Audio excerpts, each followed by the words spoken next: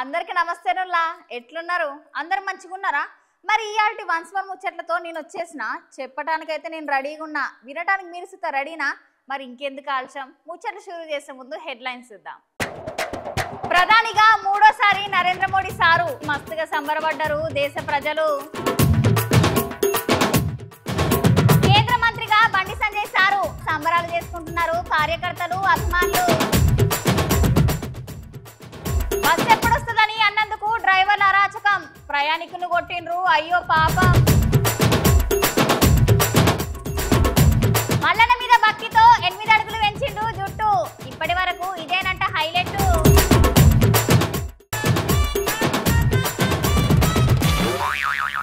మీరు ఎప్పుడు విన్నా ఎక్కడ విన్నా సుత మోడీ మోడీ మోడీ మరోసారి మోడీ సారు సర్కారు అనే మాట విన్నారు చూసిరు కూడా కదా అన్నట్టుగానే మన దేశం మొత్తంలో అన్ని పార్టీల కంటే సుత ఎక్కువ చూసేది మన మోడీ సార్నే సారు దేశం కోసం ఏమేం మంచి పనులు చేసిండు ఎన్ని సాహసాలు చేసిండు అన్న దాని గురించి ఓసారి చూసొద్దాం చలో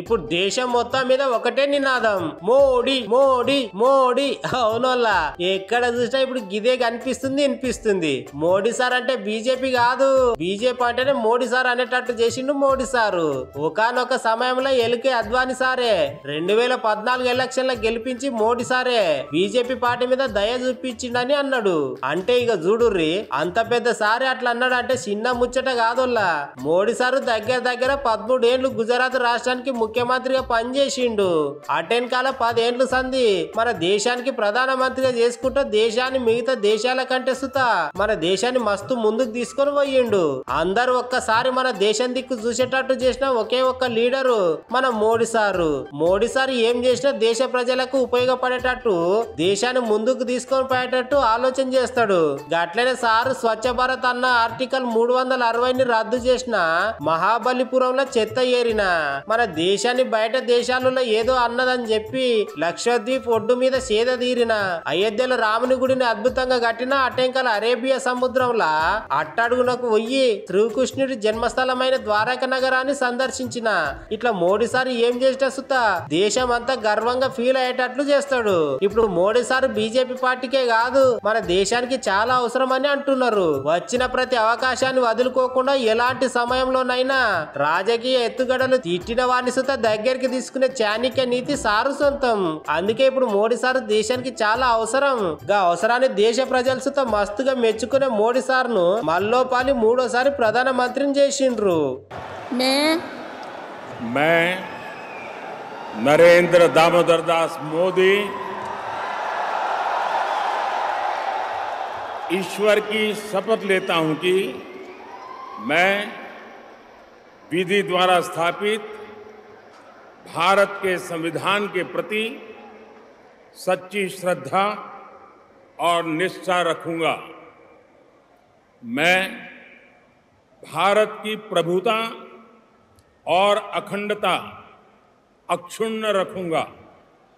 मैं संघ के प्रधानमंत्री के रूप में अपने कर्तव्यों का श्रद्धापूर्वक और शुद्ध अंतःकरण से निर्वहन करूंगा।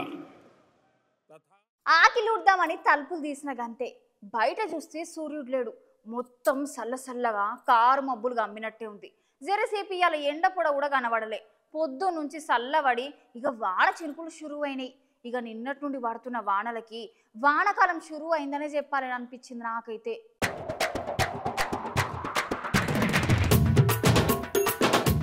ఇన్ని దినాల నుండి ఎండలకి పరిశాన్ అవుతున్న జనాలకు ఒక చల్లటి ముచ్చటి పట్టుకొచ్చిన ఇయాల్టి నుండి వచ్చే 4-5 దినాలు పొట్టుగా వానలు కొడతాయంటోళ్ళు నిన్నటి నుండి చాలా దిక్కులు గట్టిగానే పడ్డాయి వాన సినుకులు ఇన్ని దినాల నుండి ఎండలకు తిప్పలు పడ్డ జనాలకు జరంత పానం నిమ్మలమైంది వానదేవుడే కరుణించి జనాలను ఇంత ఎండలలో చూడలేక వానలు కురిపించి రోడ్లని నీళ్లతో నింపిండి అనిపిస్తుంది ఇక పట్టణాలు ఉన్న జనాలు అందరి చోత చల్లదనానికి బయటకు వచ్చి చల్లగాలిని ఆస్వాదిస్తుర్రు ఈ ఉబ్బరింపు ఎండలలో ఒకసారి వాన శనుకులు పడేసరికి జనాలు సుత కొంచెం చల్లబడ్డారు. ఇక అవునల్లా ఈ ముచ్చట మేమే కాదల్లా వాతావరణ శాఖ సార్లు సుత చెప్పిర్రు. ఉరుములు మెరుపులతోని వానలు పడతాయని అంటున్నారు. చాలా దిక్కులలో ఆల్రెడీ రాళ్ల వానలు సుత పడ్డాయి. పోయిన వానాకాలం లెక్క జనాలు అడ్డంకల రోడ్లు ఆగం కాకుండా ఇప్పుడు చేయి గుర్తు సర్కార్ ముందు జాగ్రత్త చర్యలు తీసుకోవాలని జనాలు అంటున్నారు.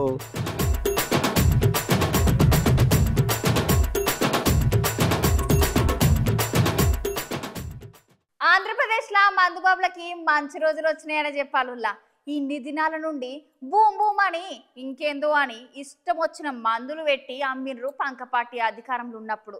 ఇక సర్కారు మారంగానే చంద్రబాబు సారు మళ్ళీ మునుపటి బ్రాండ్లు తెస్తున్నాడని ఆంధ్రప్రదేశ్ మందుబాబులు మస్తుగా సంబరపడుతున్నారులా.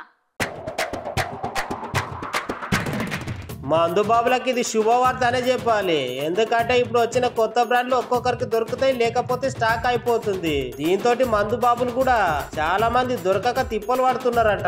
అందుకనే ఆంధ్రప్రదేశ్ రాష్ట్ర ప్రభుత్వం మందుబాబుల కోసం ఏం చేస్తున్నదంటే మళ్ళీ పాత బ్రాండ్లను టెండర్లు వేసి తీసుకొని వస్తున్నదంట. ఈ నెల 14న కొత్త మద్యం షాపులకు తుది నిర్ణయం తీసుకున్నట్లు తెలుపుతున్నారు. పోయినసారి అమలు చేసిన ప్రభుత్వం పాలసీని రద్దు చేసుకుంటా కొత్త సమాచారాన్ని ఇస్తున్నారు. రాష్ట్రంలోని 3600 మంది టెండర్లు వేసి డిపాజిట్ గా రూరల్ ప్రాంతాల్లో ఒక్కొక్క షాప్ కి 45,000, అర్బన్ ఏరియాలు ఉన్నటువంటి షాపులకు 55,000 గా ప్రభుత్వం నిర్ణయించిందంట. ఇప్పటిదాకా అమ్మినటువంటి మందు బ్రాండ్లను తీసేసి సరికొత్త పాత బ్రాండ్లనే తెస్తున్నదంట రాష్ట్ర ప్రభుత్వం. ఈ ముచ్చట వినగానే ఇక ఆంధ్రప్రదేశ్ లో మందు బాబులు అయితే ఫుల్ గా ఖుషి అవుతున్నారంట. మున్పు సర్కార్ల పంకపాటి అడ్డమైన బీర్లు మందు తెచ్చి జనాల పానాలు తీసిర్రని అమ్మయ్య ఇప్పుడు మళ్ళా పనికిరానివన్నీ పోయి చంద్రాల సార్ అట్లా అధికారాలకు రాగానే మళ్ళా మా బ్రాండ్లు మాకు తెస్తున్నారని మందు బాబులు అయితే మస్తుగా సంతోషపడుతున్నారు.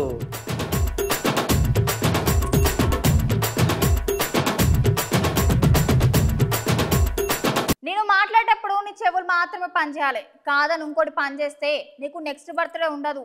నేను ఒక్కడికి ఎదురెళ్ళినా వాళ్ళకి రిస్క్, వాళ్ళు నాకు ఎదురొచ్చినా కూడా వాళ్ళకి రిస్క్. తొక్కి వాడేస్తా.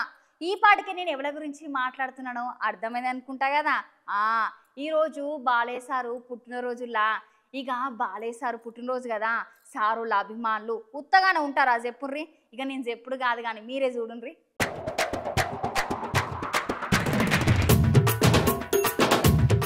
అవునోళ్ళ ఇవాళ మన నటసింహం యువరత్న బాలయ్య సార్ పుట్టినరోజు. సార్ కి ఏడు బాగా కలిసేస్తుందని చెప్పొచ్చు. ఓ దిక్కు సార్ నటించిన సినిమాలన్నీ సూపర్ హిట్ అవుడు, ఇంకో దిక్కు మళ్ళా ఈ పాలిసుత హిందూపురం ఎమ్మెల్యేగా గెలుచుడు. ఇక బాలయ్య సార్ అభిమానులలో ఒక సంబురాలు కాదు పోలి. సారు 64వ పుట్టినరోజు నాడు ఇవాళ సార్ అభిమానులు కర్నూలు జిల్లాలో భారీ ఎత్తున కేక్ కటింగ్ చేసి మిఠాయిలు వంచి పెట్టిర్రు. ఇక అభిమానులు మాట్లాడుకుంటూ నందమూరి వంశానికే మా బాలయ్య బాబు ఆదర్శంగా నిలిచిండని అంటున్నారు. హిందూపురం ఎమ్మెల్యేగా మరి గెలిచి ఆయన ప్రజల మన్ననలు కూడా రాష్ట్రంలో ప్రజల మన్ననలు కూడా పొందడం జరిగింది. మరి ఇలాంటి వ్యక్తికి మరి ఆయన మరి చంద్రబాబు నాయుడు గారు మినిస్టర్ పదవి కూడా ఇవ్వాలని చెప్పేసి మేమంతా అభిమానుల బాలకృష్ణ గారి అభిమానుల తరపున మరియు టీడీపీ మరియు జనసేన కార్యకర్తలు నాయకుల అభిమానుల తరపున మేమందరూ ఆయనకు మద్దతు తెలుపుతున్నాము. అలాగే చంద్రబాబు నాయుడు గారిని విజ్ఞప్తి చేస్తున్నాము. అలాగే ఆయన క్యాన్సర్ హాస్పిటల్ కూడా ఓపెన్ చేసి ప్రజలకు సేవ చేయడంలోనూ కూడా మరి ముందంజలో ఉన్నట్టు మరి ప్రజలందరూ ఆయనకు హర్షం వ్యక్తం చేస్తున్నారు. కమలంపూ పార్టీ లీడర్ బండి సంజయ్ సార్కి మోడీ సారు కేంద్ర మంత్రి పదవి ఇచ్చుడుతోనే ఇక కమలంపూ పార్టీ లీడర్ల సంబరం కాదు పోన్రి. ఇక సార్ అభిమానులు కార్యకర్తలు అందరూ మస్తుగా సంబరాలు చేసుకుంటున్నారు అని కమలంపూ పార్టీ లీడరు బొడిగే శోభా మేడం మాట్లాడుతున్నది. ఇక మీరే చూడండి మేడం ఏం మాట్లాడుతున్నదో.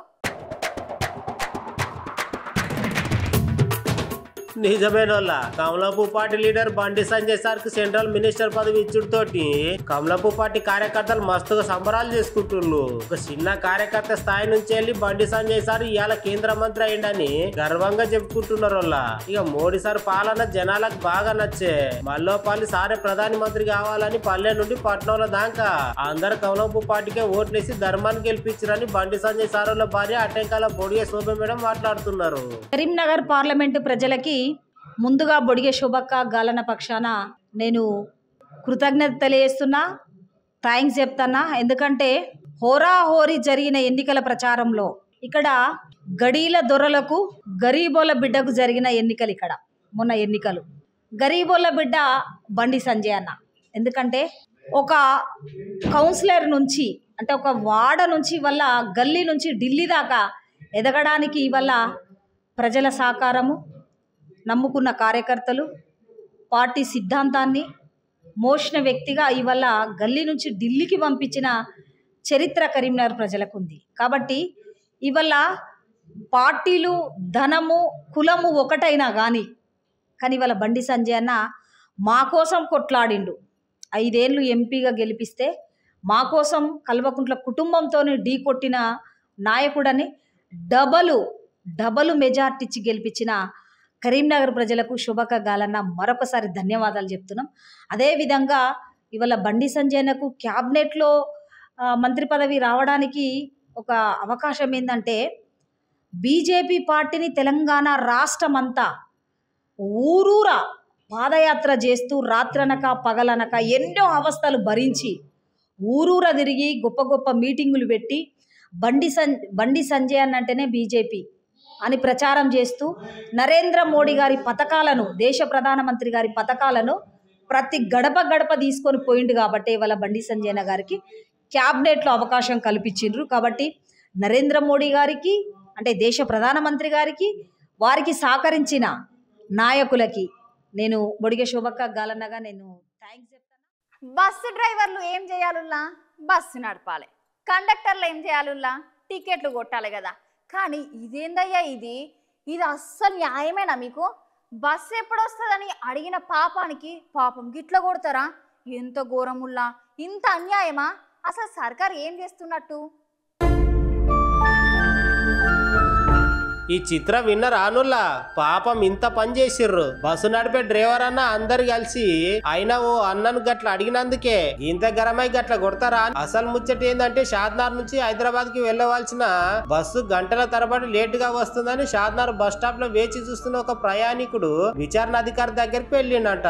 వెల్లుడితోటి అక్కడ ఉన్న విచారణ అధికారిని, అయ్యా బస్సులు ఎందుకు లేట్ గా నడుస్తున్నాయి, ప్రయాణికులు గంటల తరబడి బస్సుల కోసం వేచి చూడాల్సిన పరిస్థితి వచ్చిందని అనుడితోటే అక్కడ ఉన్న విచారణ అధికారి సదరు బస్సు డ్రైవర్ అందరు కలిసి ఆ ప్రయాణికుడి పైన దాడి చేసి మస్తుగా కొట్టిరంట. పాపం ఆ బస్సు ప్రాంగణంలో ఉన్నటువంటి తోటి ప్రయాణికులు అందరు ఈయన బస్సు ఎందుకు లేటుగా వస్తుందని అడగంగానే వారందరు కలిసి ముక్కుముడిగా మా తోటి ప్రయాణికులు కొట్టడం జరిగిందని చెప్పారు. అయినా అన్నలు ఇది ఏమైనా కరెక్టేనా? బస్సు లేటుగా వస్తే లేటుగా వస్తుంది, ఎందుకని అడగకపోతే ఏమని అడుగుతారు? మరి ఇంత దౌర్జన్యం పనికి రాదు అన్నలు అని ఈ వీడియో చూసిన ప్రతి ఒక్కరు అంటున్నారు.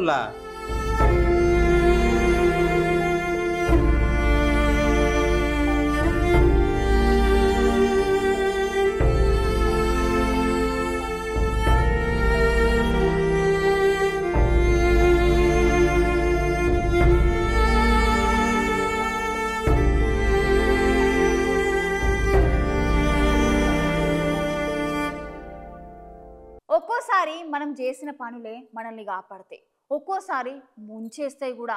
అవునులా, ఒక మాట అనేటప్పుడు, మాట ఇచ్చేటప్పుడు చాలా ఆలోచించుకోవాలి. లేకపోతే ఇగో మన కొడాలి నానిసార్ లెక్క అవుతుంది సైన్మా. నోరు ఉన్నదే కదా అని ఏది పడితే అది మాట్లాడితే మొదటికే మోసం వస్తుంది.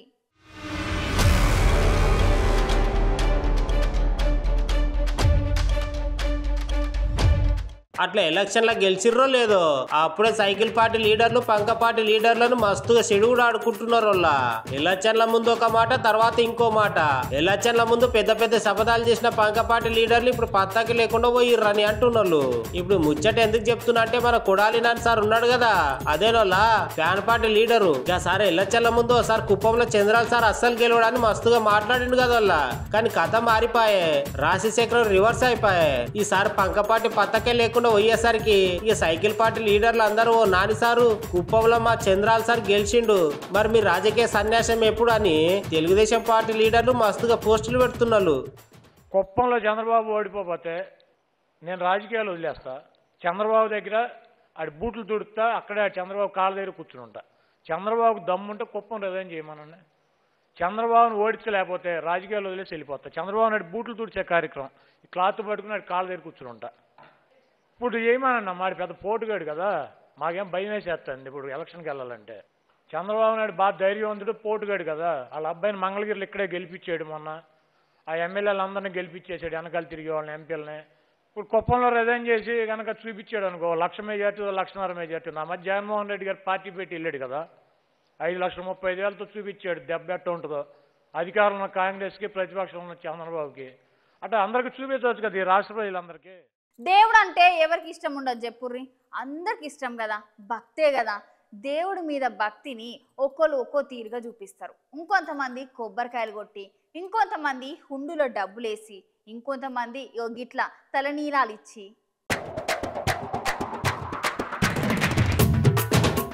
కోరిన కోరికలు తీర్చే కొండంత దేవుడిగా ప్రసిద్ధి చెందిన ఓదెల మల్లికార్జున స్వామి దేవాలయం అందరికి తెలుసుగానుల్లా. ఈ స్వామిని నిష్ఠతో పూజిస్తే సకల ఐశ్వర్యాలు సిద్ధిస్తాయని భక్తులైతే అపారమైన నమ్మకం పెట్టుకొని స్వామి వారికి పూజలు చేస్తారు. పెద్దపల్లి జిల్లాలో ఉంది. అయితే సిద్దిపేట జిల్లా కుకునూరుపల్లి మండలం చిన్న కృష్ణాపూర్ గ్రామానికి చెందిన కామాల కుమరయ్య అనే ఈ ఓదెల మల్లికార్జున స్వామికి అపారమైన భక్తుడు. అయితే చిన్నప్పటి నుంచి తన వెంట్రుకలను తీయకుండా స్వామివారి మొక్కుల కోసం పుట్టినప్పటి నుంచి ఇప్పటి వరకు అలాగే ఉంచుకొని ప్రతిసారి మల్లికార్జున స్వామి దగ్గరకు వచ్చి ముడుపులు చెల్లించుకొని తీర్థ ప్రసాదాలు తీసుకొని వెళ్తుంటాడంట. కానీ సార్ కుమరయ్య స్వామి వారి దగ్గరకు వచ్చి ఆయనకు ఉన్నటువంటి 8 ఫీట్ల తల వెంట్రుకలను ఓదెల బ్రహ్మరమ్మ మల్లికార్జున స్వామి ముడుపు మొక్కుకొని తలనీలాలను సమర్పించిండు. రోజు కుమరయ్య మల్లన్న స్వామిని దర్శించుకొని పట్నాలు వేసి బోనాలు నైవేద్యం సమర్పించి ఆ దేవిని ఆరాధిస్తూ ఉంటాడు. మల్లయ్యకు ఓదెల మల్లికార్జున స్వామి సత్యంగా వస్తాడని మల్లికార్జున స్వామి పేరు మీద తన వెంట్రుకలను మొక్కుకొని మొదటిసారి స్వామి వారి దగ్గర తలనీలాలను అప్పగించడం నాకెంతో అదృష్టమని ఆయన చెప్పిండ్రు. ప్రతి సంవత్సరం మా గ్రామం నుంచి ఒక బస్సును ఏర్పాటు చేసి అందులో 100 మంది భక్తులను స్వామి వారి దగ్గరికి దర్శనం కోసం తీసుకొస్తానని ఇలా చేయడం నాకెంతో సంతోషకరమని ఓదెల మల్లయ్య చెప్తున్నాడు. ప్రతి సంవత్సరం వస్తానండి ఇక్కడికి. మన ఇక్కడ నేను రావడం 40 ఏళ్ళు అవుతుంది. 40 ఏళ్ళకి వచ్చింది. ఇక్కడ వచ్చిన మంచిగా ఉంది. దేవుడు అంటే సత్యం ఉంది. అందుకే అక్కడి నుంచి నేను ఇక్కడ రాగలుగుతున్నాను. 60 ఏళ్ళు దాటింది.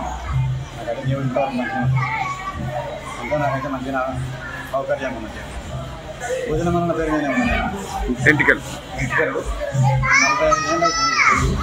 అక్కడ నుంచి ఇప్పుడు 2 గంటల పైన ఇంటి దాకా వచ్చింది. అట్లే ఆపుతాను.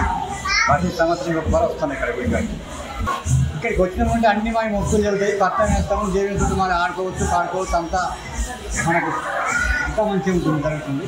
అది కాబట్టి ప్రతి సంవత్సరం ఇక్కడ దేవుని దర్శనానికి వస్తాం. ఇక గివ్వుల్లో అంటు ముచ్చట్లు మళ్ళా కొత్త ముచ్చట్లతో మళ్ళా కలుద్దాం. అంతవరకు ఉంటాం మళ్ళా.